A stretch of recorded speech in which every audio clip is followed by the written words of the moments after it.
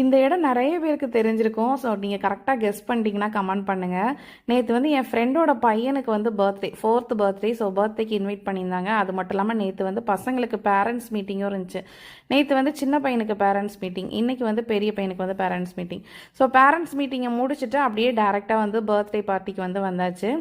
So பையனுக்கு வந்து 4th birthday. So சூப்பராக ட்ரெஸ்லாம் பண்ணிவிட்டு ஃப்ரெண்ட்ஸ் எல்லாருமே நிறைய ஃபேமிலிஸ் இருந்தாங்களா. ஸோ அந்த பசங்களோட எல்லோரும் சேர்ந்து நல்லா சூப்பராக என்ஜாய் பண்ணிகிட்டு இருந்தாங்க. எங்களுக்குமே ஒரு மைண்ட் ரிலாக்ஸாக இருந்துச்சு. இந்த மாதிரி வீக் டேஸில் இந்த மாதிரி ஃபங்க்ஷன்லாம் வரப்போ ரொம்ப ஹாப்பியாக இருக்கும். நான் டைம் ஸ்பெண்ட் பண்ண முடியாது, பட் ஆனால் பக்கத்துலங்கிறதுனால ரொம்ப நேரம் ஸ்பெண்ட் பண்ண முடிஞ்சு. கொஞ்சம் இருந்து கேக்கெல்லாம் கட் பண்ணி கொஞ்சம் ஃபோட்டோஸ்லாம் எடுத்துகிட்டு ஃபுட்டெல்லாம் சாப்பிட ஆரம்பிச்சிட்டோம். வந்தோடனே ரெஃப்ரெஷிங் ட்ரிங்காக வந்து சப்ஜா சீடெல்லாம் போட்டு ஒரு சர்பத் மாதிரி கொடுத்துருந்தாங்க.